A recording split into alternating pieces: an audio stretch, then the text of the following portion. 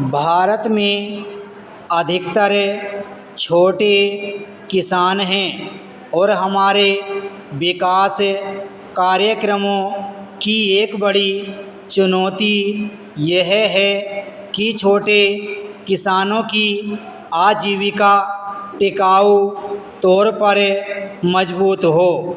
यह केवल हमारे देश का मुद्दा नहीं है, विश्व स्तर पर भी एक बड़ी बहस है कि अनेक धनी देशों में भी छोटे किसानों की जीविका क्यों संकट में जाती रही है। अमेरिका और यूके में भी किसानों और किसान परिवारों के कृषि जमीन से हटने के चौंकाने वाले आंकड़े मिलते रहे हैं। दूसरी ओर वहाँ बड़ी कंपनियों का भूमि पर नियंत्रण बढ़ता जा रहा है और किसानों के कर्ज भी बढ़ते जा रहे हैं। अब हम अपने देश की बात करें तो यहाँ भी किसानों के कर्ज और संकट का मुद्दा जोर पकड़ता रहा है। इस स्थिति में यदि इस संकट से बाहर निकलने के कुछ स्पष्ट और रचनात्मक प्रयास नज़र आते हैं तो उनसे भरपूर सीखने का प्रयास करना चाहिए। ऐसा ही एक प्रयास सृजन संस्था देश में लगभग 25 वर्षों से कर रही है और इसका असर 5 लाख से अधिक परिवारों तक पहुंचा है।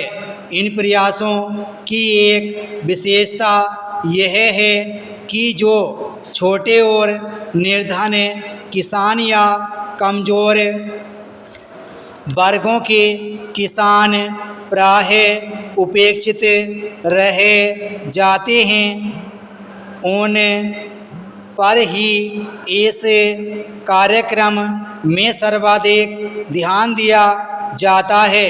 इसके अतिरिक्त एक महत्वपूर्ण बात यह है कि प्रायः किसानों की चर्चा में महिला किसानों को तो भुला दिया जाता है, जबकि हकीकत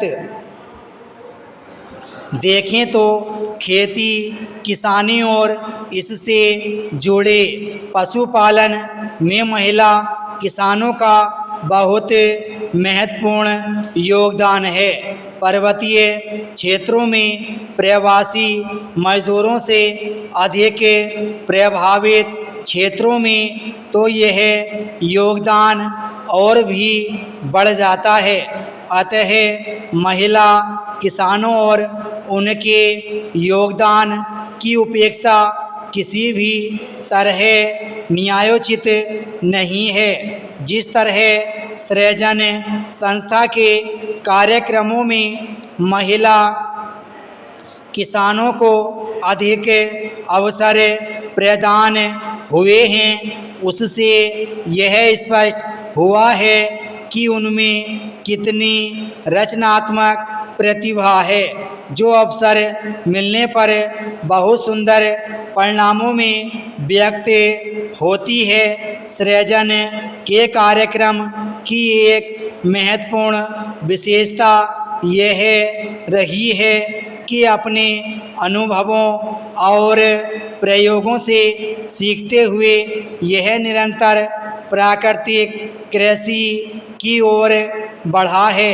ऐसी कृषि की ओर जिसमें रासायनिक खाद और कीटनाशकों का उपयोग नहीं किया जाता है और गांव के अपने संसाधनों के आधार पर गोबर, गोमूत्र और थोड़े बहुत अन्य सहज उपलब्ध उत्पादों से गांव में अपनी प्राकृतिक खाद बनाई जाती है या हानिकारक कीड़ों को दूर रखने वाले छिड़काव तैयार किए जाते हैं। विराम स्टॉप।